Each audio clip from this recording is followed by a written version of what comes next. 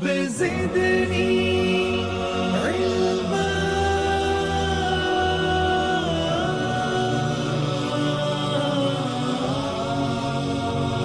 رب زدني علما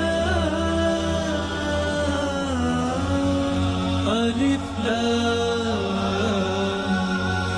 علم کی روشنی زندگی باللہ من الشیطان الرجیم بسم اللہ الرحمن الرحیم الحمد للہ رب العالمین الصلاة والسلام على محمد وآلہ الأطہار اما بعد فقد قال اللہ تبارک وتعالی فی الكتاب قرآنہ الکریم قولہ الحق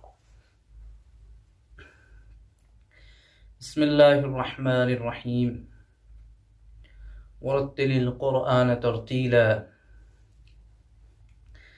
ناظرین کرام السلام علیکم ورحمۃ اللہ وبرکاتہ۔ درس قرآن اور تجوید کے حوالے سے میں پھر آپ کے سامنے حاضر ہوا ہوں۔ اخفاء کی جو ہماری بحث تھی وہ تقریباً تمام ہو گئی ہے۔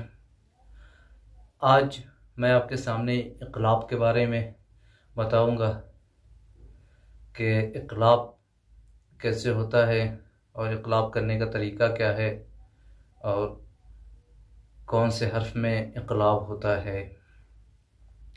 سب سے پہلے دیکھیں، اقلاب نون ساکن اور تنوین کی قسموں میں سے ایک قسم ہے کہ جس کا معنی ہے قلب کرنا یا تبدیل کرنا، بدلنا، یعنی ایک چیز کو دوسری چیز میں بدلنا، اسے کہتے ہیں اقلاب۔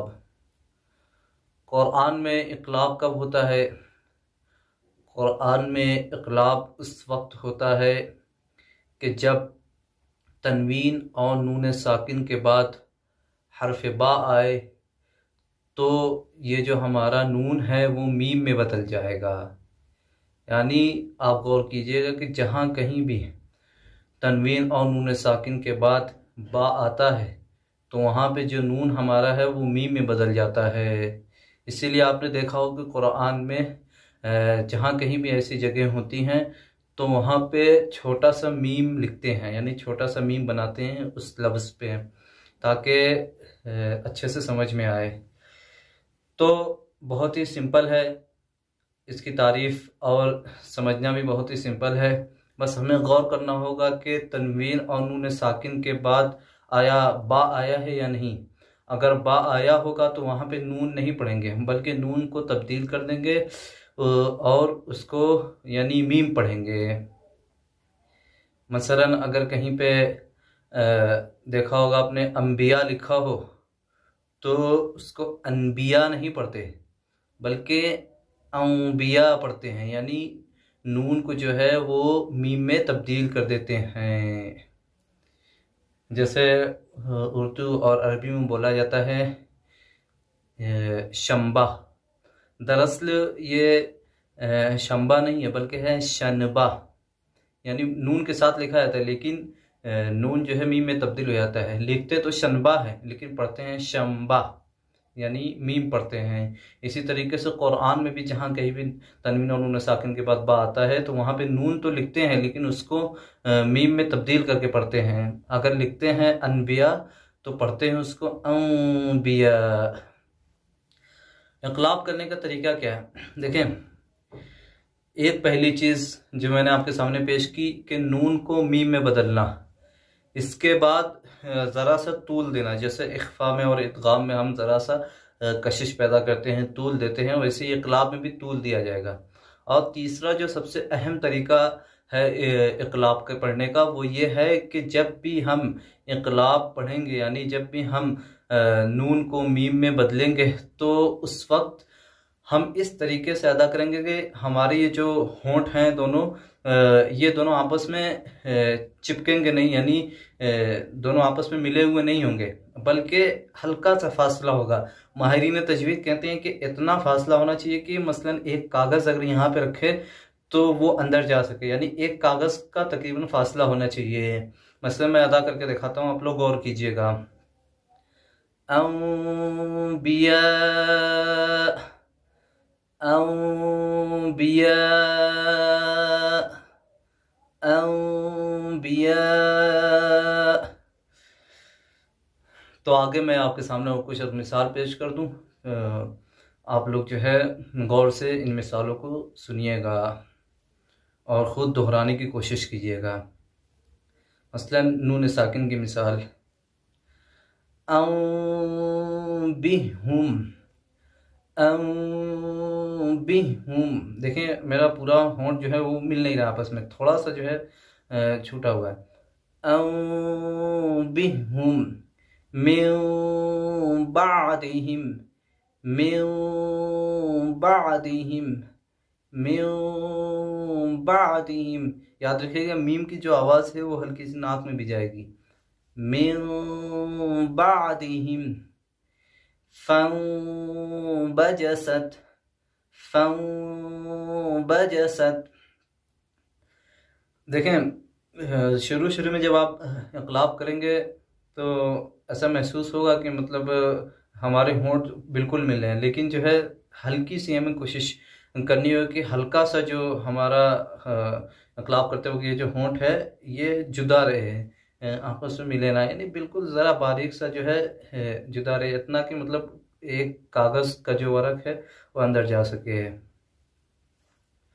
تنوین والی مثال سمیعا بصیرا سمیعا بصیرا کلمح بالبصر کلمح بالبصر. تو یہ ہو گیا اقلاب کہ جس کی تعریف اور مثالیں آپ کے سامنے میں نے بیان کی. کل کے درس میں نے آپ کے سامنے ایک آیت پڑھی تھی اخفاء کے حوالے سے اور کہا تھا کہ اس میں آپ لوگ تلاش کیجئے کہ اخفاء کہاں کہاں پہ ہوتا ہے. سب سے پہلے اس آیت کے بارے میں بتانا چاہوں کہ سورہ روم کی آیت نمبر 54 میں نے آپ کے سامنے پیش کی تھی کہ جس میں آپ نے دیکھا ہوگا کہ میں نے جہاں جہاں پہ بھی ضعف آیا تھا وہاں پہ ضعف پڑا ہے. آپ دیکھیے قرآن جو ہمارے انڈیا اور پاکستان میں ہوتا ہے کہ جو سعودی عرب کا چاپ کیا ہوا ہے، تو اس میں جو ہے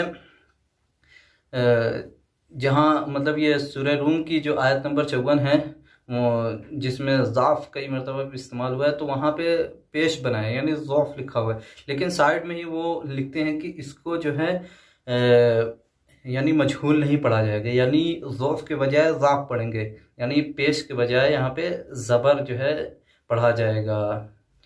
خیر یہ تو ایک بات تھی، ایسے ہی میں نے جو آپ کے سامنے ذکر کی. آگے اس آیت کے بارے میں آپ کے سامنے بتاؤں کہ یہاں پہ کہاں کہاں پہ اخفاء آیا ہے، جیسا کہ کل میں نے آپ سے کہا تھا کہ تلاش کیجیے گا. بسم اللہ الرحمن الرحیم. اللہ الذی خلقکم من ضعف. من ضعف، من جو ہے اس میں دیکھیے گا آپ نون ہے، نون ساکن، نون ساکن کے فوراً بعد ضاد آیا ہے جو حروف اخفاء میں سے ہے، تو یہاں پہ اخفاء ہوگا. اللہ الذی خلقکم من ضعف ثم جعل من بعد ضعف. اللہ الذی خلقکم من ضعف ضعف ثم. فا پہ جو ہے تنوین ہے اور فا کے فوراً بعد سا آیا ہے، اس لیے یہاں پہ بھی اخفاء ہوگا. پھر آگے ثم جعل من بعد ضعف قوة. ضعف فا پہ تنوین ہے، اس کے بعد قاف آیا ہے، اس لیے یہاں پہ بھی اخفاء ہوگا. پھر آگے ثم جعل من بعد ضعف قوة ثم جعل من بعد قوة ضعفا وشيبا. قوة ضعفا وشيبا. قوتین جو گولتے اس پہ تنوین نہیں ہے، اس کے بعد ضاد آیا ہے، اس لیے یہاں پہ بھی اخفاء ہوگا. تو یہ تھی آیت کی تشخیص جو میں نے آپ کے سامنے پیش کی. آگے میں چاہتا ہوں کہ جو اب دروس آپ کے سامنے آئیں گے ان میں سورہ یاسین کی تلاوت کی جائے، اس لیے کہ سورہ یاسین اور سورہ رحمان وغیرہ ہمارے یہاں کافی پڑھی جاتی ہے، اس لیے میں نے بہتر سمجھا ہے کہ اب جو دروس باقی ہیں ان میں سورہ یاسین کی کچھ آیات کی تلاوت کی جائے گی. تو میں آپ کے سامنے آج سورہ یاسین پڑھوں گا، تقریباً 12 آیتیں. اعوذ باللہ من الشیطان الرجیم. بسم الله الرحمن الرحيم ياسين والقرآن الحكيم إنك لمن المرسلين على صراط مستقيم تنزيل العزيز الرحيم لتنذر قوما ما أنذر آباؤهم فهم غافلون لقد حق القول على أكثرهم فهم لا يؤمنون إنا جعلنا في أعناقهم أغلالا فهي إلى الأذقان فهم مقمحون وجعلنا من بين أيديهم سدا ومن خلفهم سدا فأغشيناهم فهم لا يبصرون وسواء عليهم أأنذرتهم أم لم تنذرهم لا يؤمنون إنما تنذر من اتبع الذكر وخشي الرحمن بالغيب فبشره بمغفرة وأجر كريم إنا نحن نحيي الموتى ونكتب ما قدموا وآثارهم وكل شيء أحصيناه في إمام مبين صدق الله العلي العظيم وصدق رسوله النبي الكريم اللهم صل على محمد وآل محمد وعجل فرجهم وآخر الدعوان أن الحمد لله رب العالمين.